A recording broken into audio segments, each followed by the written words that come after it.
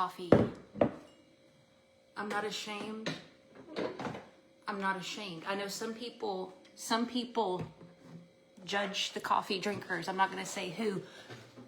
Glenn Lundy.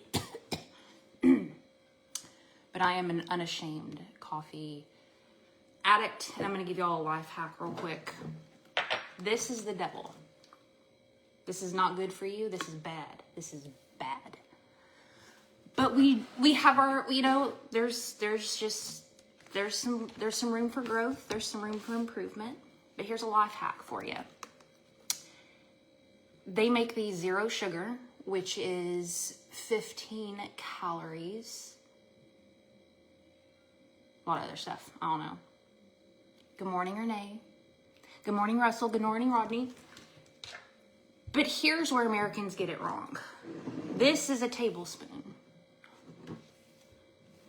People laugh at me. If you come to my house, you will see me doing this on the regular. I will put this and then dump it. But what a lot of Americans do is they do this. I'm gonna make sure this is on. They got this. And add that to their coffee. But 1 tablespoon will get you not a bad color. Not a bad color. Morning, Dawn, Wes. Oh, it's 5:30. And I'm here. And the big question of the century is, how many coffee pots does one woman need? How many coffee pots does one woman need? I'm going to let you know about the evolution of this, and we're going to get to some good stuff in a minute, but just humor me for a second.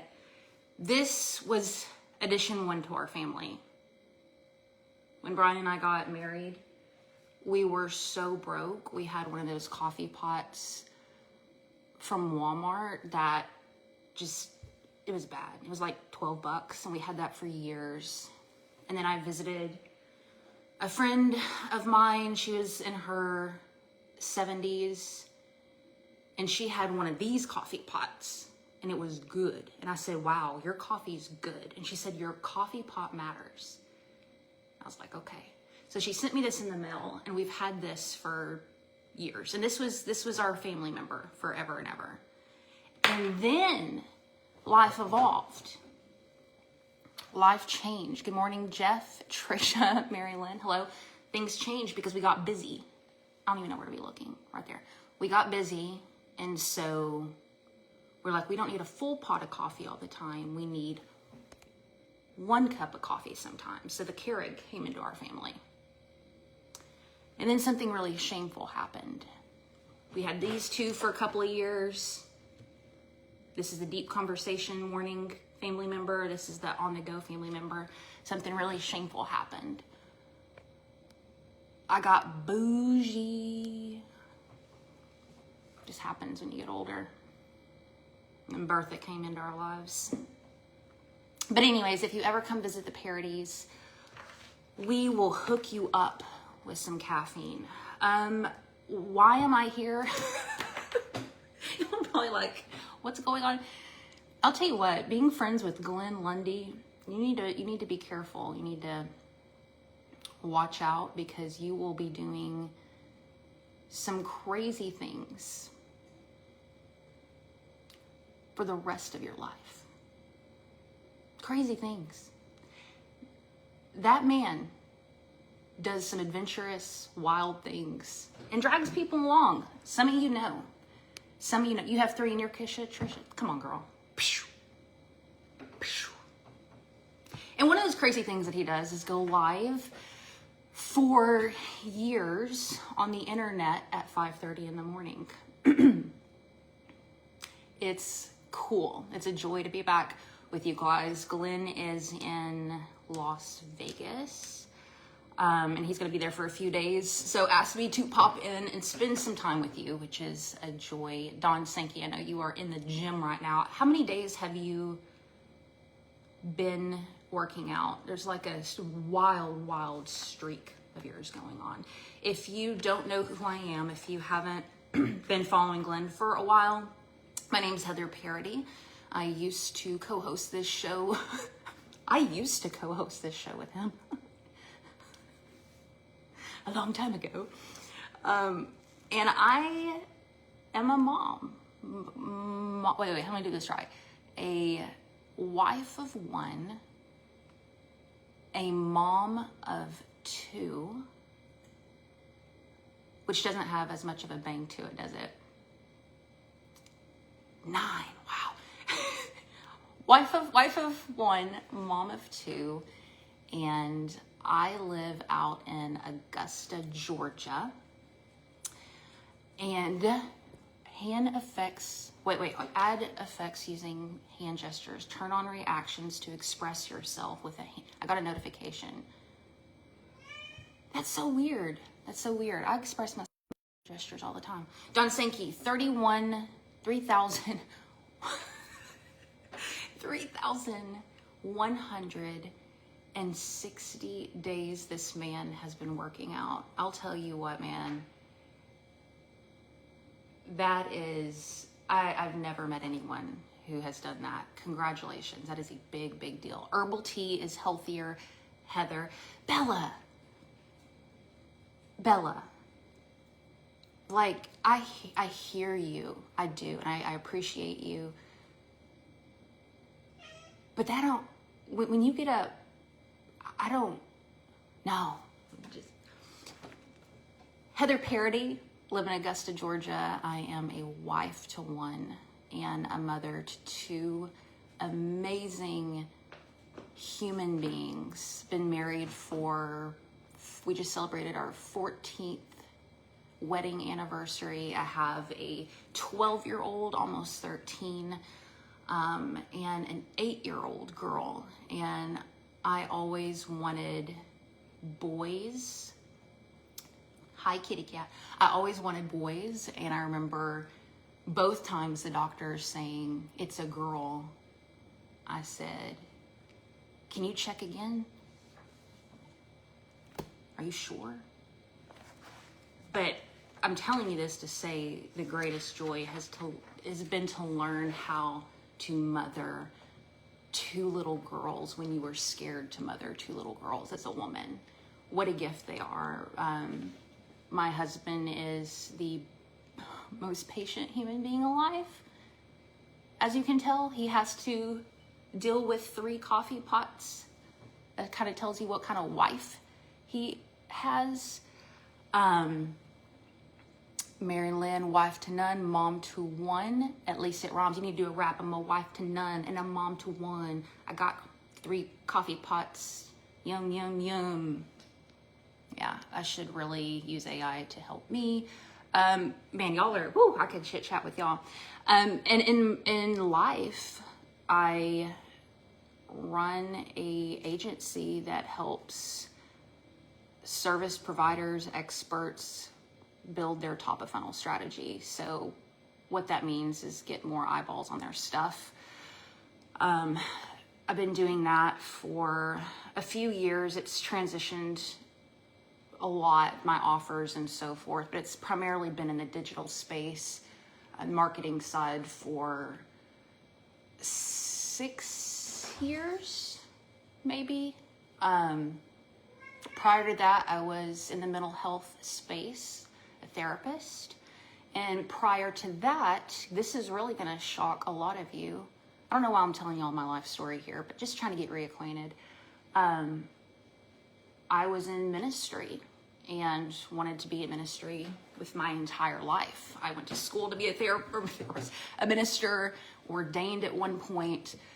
That was my path, and it's transitioned a lot. It's funny going from ministry, therapist, and now like a very kind of robotic feel, which is the digital space and social media marketing and so forth. But I'll tell you what, there is such a through line to all 3 of those industries you wouldn't think, because, and this is important, usually when folks come to me and say, hey, we need to relook at what we're doing on social, our evergreen content, we're not getting the eyeballs we want on our stuff, they're always coming to look for the tactics and the strategy, which are all very important. But it almost always comes back down to being seen and the willingness to really be seen. And that gets tricky. And I'm telling, the people I work with are good at what they do. They are experts. They have, some of them, been in their space longer than I've been an adult. Maybe close to being alive. Really good. They know their stuff. But being seen and showing yourself, literally and metaphorically, showing up with your heart, it takes a lot.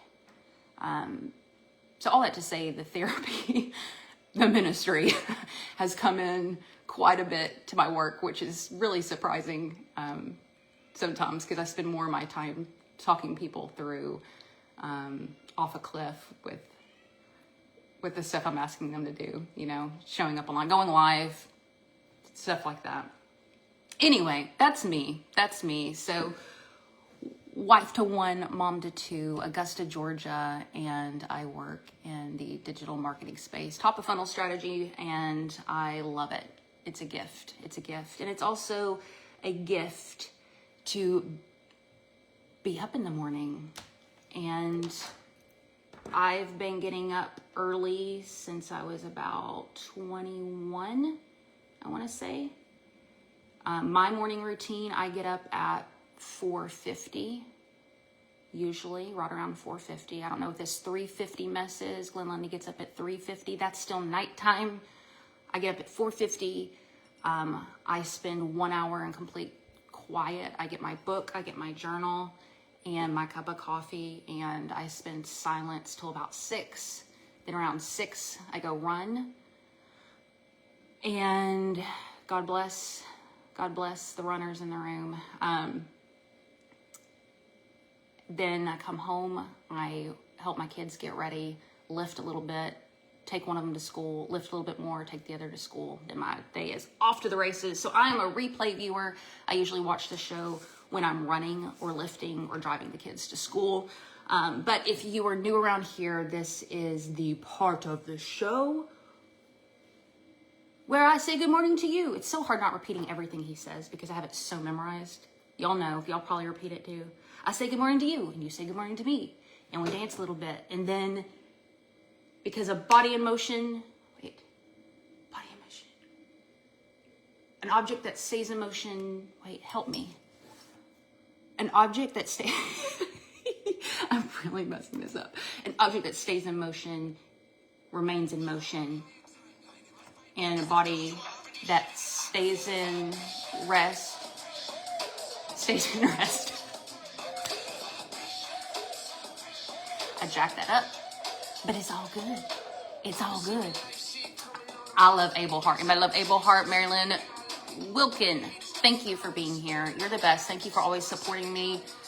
And you're just a joy. April, what's going on? Thank you for being here. Dr. Jeff.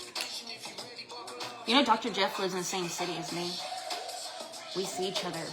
IRL. Don Sankey, of course. Tisha, good morning. Bella, Catherine, replay viewers, if you're watching this. Mwah. Hello, good morning. Gafer, what's going on, my friend? Good to see you here this morning. Jenny Snyder, good morning. Good morning. I think I'm missing some names. But I'm going to say this again. If you are enjoying this, tag a friend. If you're not enjoying it, don't let them know it's here. Don't say it. It's all good.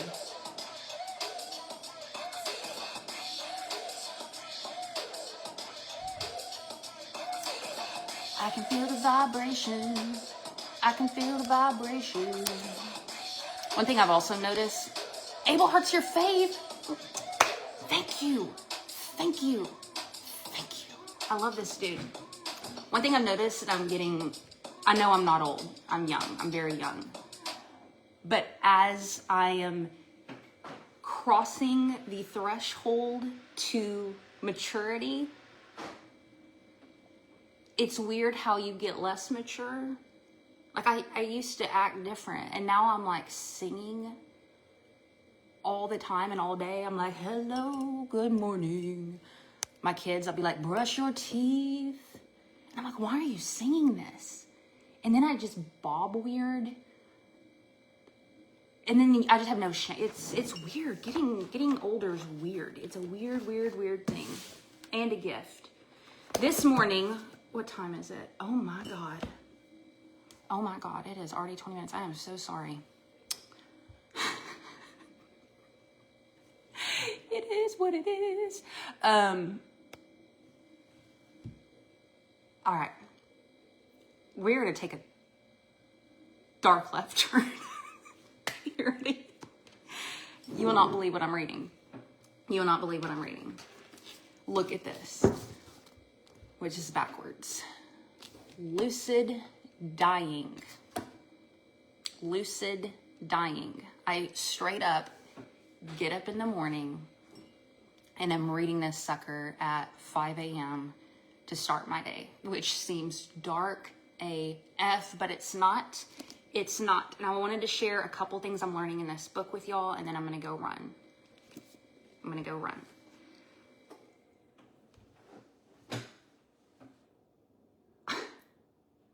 So this book was written by a doctor. It's not a faith-based book. It's not a spiritual book, a personal development book. It is like straight up research backed content around death and dying.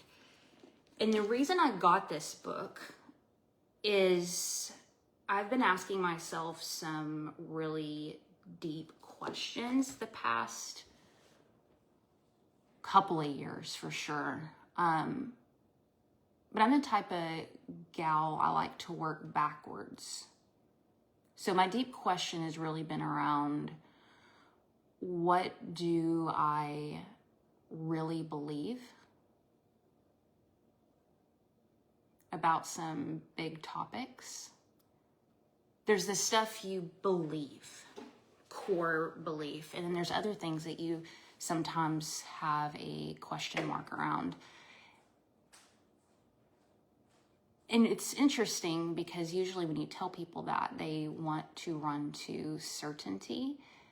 And I've been trying so hard not to run to certainty and run to curiosity and questions and exploring, because I think that's the most beautiful way to expand your faith, is through a mindset of a child. And so some of these questions that I've had over the past couple of years have been so big, and everybody has so many opinions. And I've always had really strong opinions. But I was like, I want to work backwards a little bit. You know, when you have a problem in your business or maybe your relationships, sometimes it's easier to step back and look at the picture as a whole before you get into the details. Like, you have to have a foundation, you know what I'm saying? Like, listen, let's back up a little bit. I love you. I love you. You love me, right? Okay, now let's go back into this.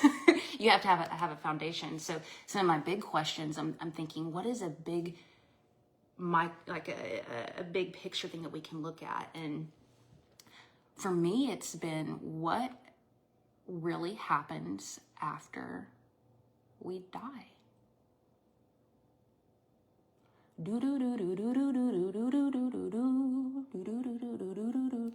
Now I have a lot of opinions. I have a lot of thoughts. Like I told you guys, y'all don't know. I was an ordained minister for a long time. I have some really strong beliefs. But I picked up this book because this was written by a doctor who's not trying to persuade you with anything. He's done research about our brain, the brain after it dies and what happens, and then the research that has been done with people who have had near-death experiences. This has been so fascinating and has affirmed so many things that I have always believed. I'll just leave it at that. the first part of the book, he talks about the research behind the brain when it dies, how activity doesn't necessarily stop, and how sometimes dead brains can come back to life. There's been a lot of suppressed research around this. I'm not going to get into it because it's 5:30 in the morning and y'all are like, what?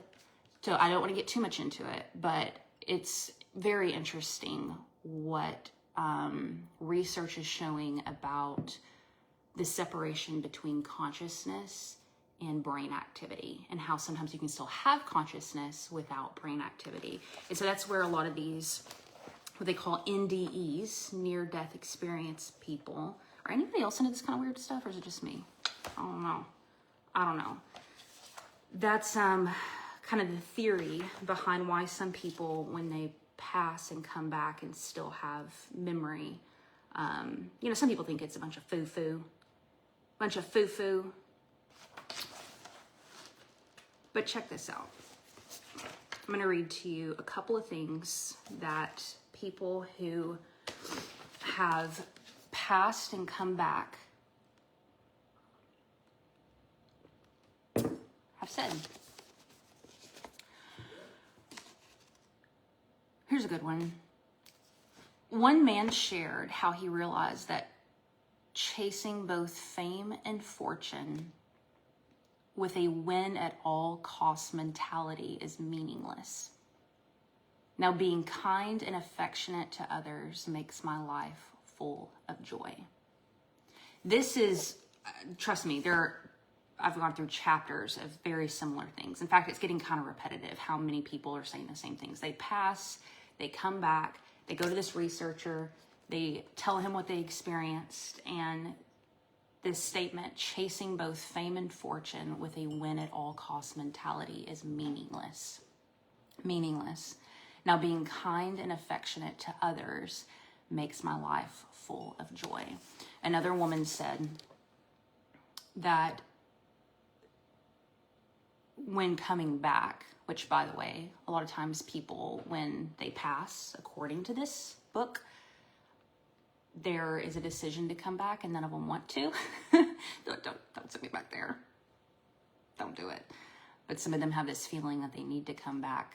And Elena articulated that there was so much I had to do. I had to improve as a human being, which is a really interesting thing I've read and hear about a lot of NDE folks, is they feel like there is a challenge that they need to overcome in their life here on earth,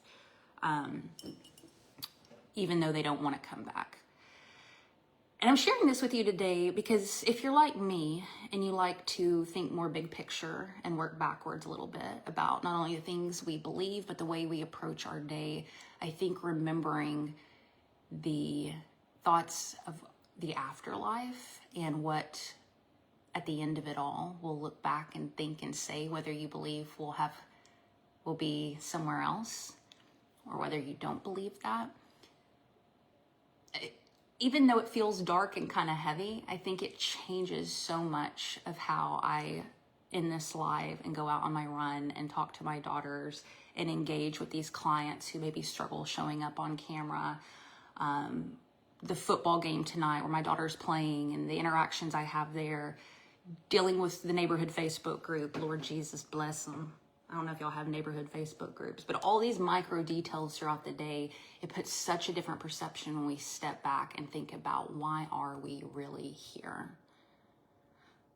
Why are we really here? What is this really about?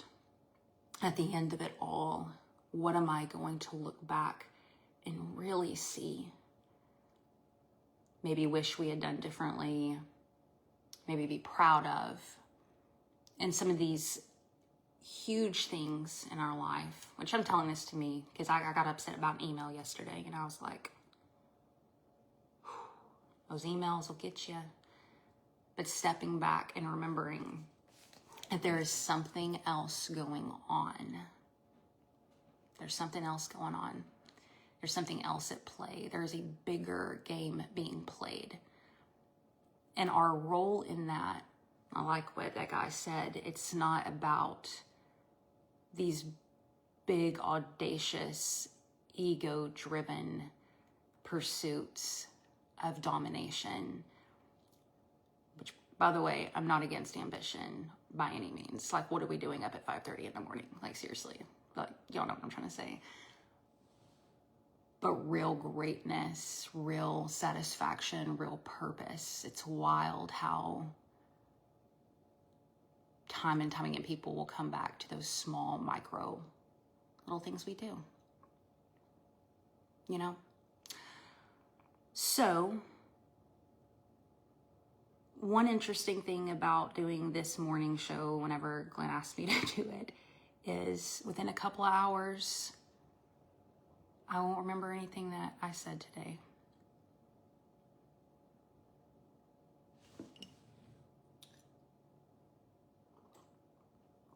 I'm just joking. Thank you guys for being here. Be here tomorrow morning.